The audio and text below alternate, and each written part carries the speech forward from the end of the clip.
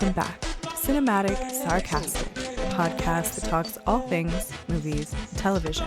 I'm Natalie, and I'm your host. On today's episode, we are going to talk about The Wheel of Time Season 2 and a little bit about Season 1. We will still be talking about Ahsoka, but I decided to sort of condense those. So I'll talk about like episodes 4, 5, and 6 of Ahsoka probably together, and then 7, 8 when the series wraps itself up. I just don't think that there is enough for me to go episode by episode, but I did want to talk about Wheel of Time because, you know, I've got to get my rants in every once in a while, and Wheel of Time is one of those things. So Wheel of Time, for those who are not familiar, was a book series written by a man named Robert Jordan. And when Robert Jordan first, this is just going to be backstory that anybody who knows about Robert Jordan will know all of this, but anyone who's not familiar, and I feel like a lot of people that watch the television show are probably not going to be too familiar with Robert Jordan and the Wheel of Time series, but when Robert Jordan kind of decided that he wanted to write Wheel of Time, his publisher did come back to him at that point and say, no one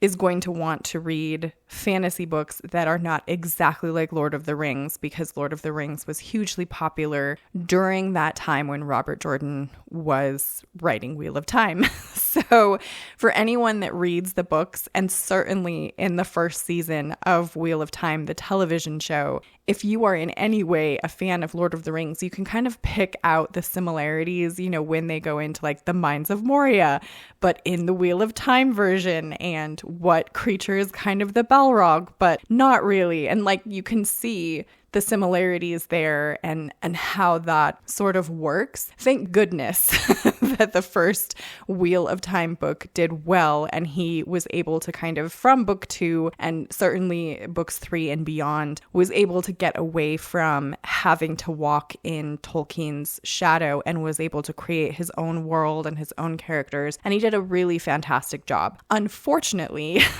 Amazon doesn't really care about whether or not Robert Jordan was a very great fantasy author. Wheel of Time, for me, and for anyone that is interested in potentially starting the series or is curious about whether or not season 2 is any good, I would say if you really like Wheel of Time, if you enjoy those books, no, you are not going to like the television series. And I had heard, and this is the only reason why I kind of jumped in and watched the first season and started the second one as well. I had heard that Amazon had kind of heard the voices of the people who did not like the first season and had changed things and had made it better and were following. No, they're not. They're not following the books anymore.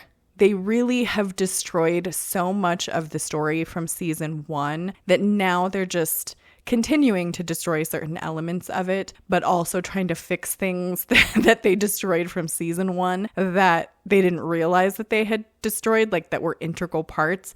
And a huge thing that sort of just flusters me is why the main character of Wheel of Time is no longer the main character in the Wheel of Time series, like television series. Rand al'Thor is the main character in Wheel of Time, but it seems more like Moraine and like those characters, like the women characters who were side characters in the book or like not hugely popular characters in the book, are main characters in the television series.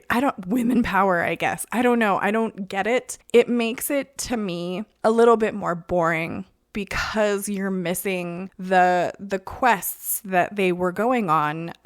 There's a little bit of that in season 2, you know, that Perrin is going on, and you kind of get to see stuff that's going on there, but they've changed a lot of the characters. They've combined a lot of the characters. They are killing off characters in season 2 that survived in the books.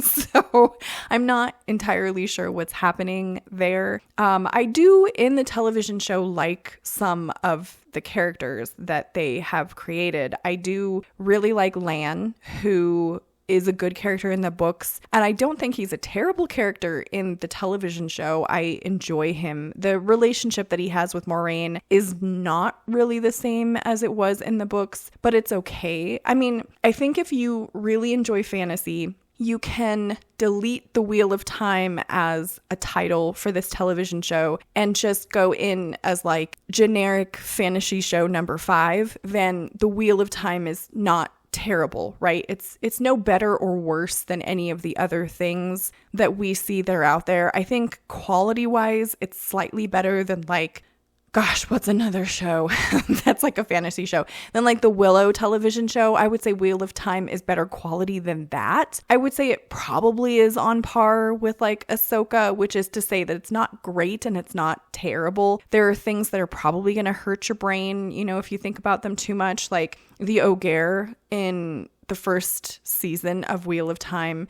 dies, and then spoilers, just mysteriously he's alive again in the second season.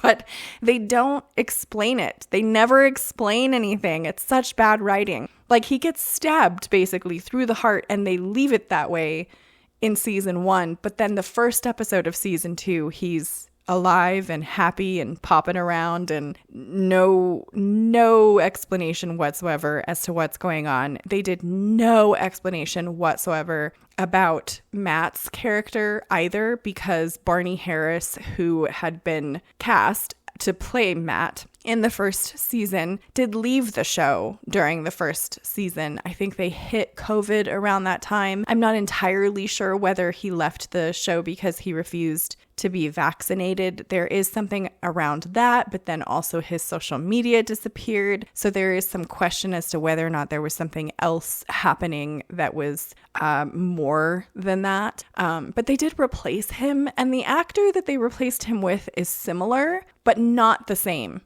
And they don't do any explaining as to why he looks different. If I think that they could have, you know, if Amazon had smart writers, I think they could have explained it by like his possession of the evil demonic knife that he had from season 1 had somehow shifted his features. He looks different now.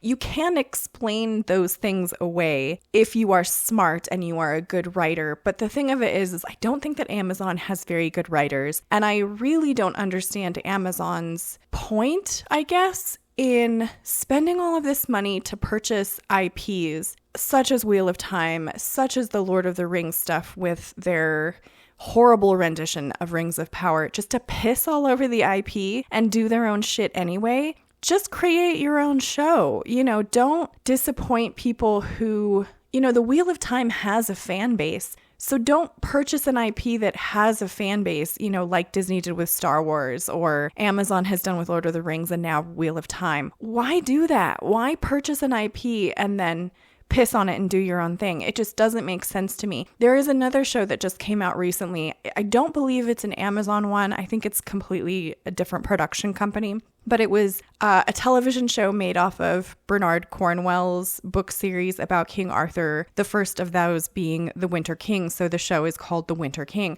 But they completely just threw, like from episode 1, threw the books right into the trash can and did their own thing, which is fine. But then don't purchase that IP. Don't use just the title to draw in an audience and then crap all over the thing that audience loves. Like, it just seems ridiculous to me. And unfortunately, that's kind of what they did with The Wheel of Time. I think if you want a generic fantasy show, if you are not familiar with the books or you don't care whether or not it's a good adaptation of the books, then the television show it's fine. It's entertaining. It's fine. But if you're looking for Wheel of Time as a television series, you're still going to be disappointed. Season 2 hasn't changed at all. I mean, there's some good aspects to it, I guess. I don't mind it, but I have to go into it just going, this is not Wheel of Time, and this is not going to be the story I'm expecting, or the characters that I'm expecting, or anything to happen the way I'm expecting it to. Like, it's very far from what really goes on in the books at this point, but it's entertaining-ish, I guess. I would rather watch something else. I probably will only watch the remainder of the second season if there happens to be nothing else on television at the time, which when you're competing with other things like Ahsoka, which is also meh, but still there, you know, but there's other things that are coming out that I just feel like are going to take a lot more of my time and are going to be a lot more interesting. And this is just not one of them. So those are my thoughts about the season 2 of Wheel of Time. I would love to know what you guys think if you have decided to watch season 2 at all. Subscribe if you want to join the Movie Nerd family, and I hope to see you in the next episode.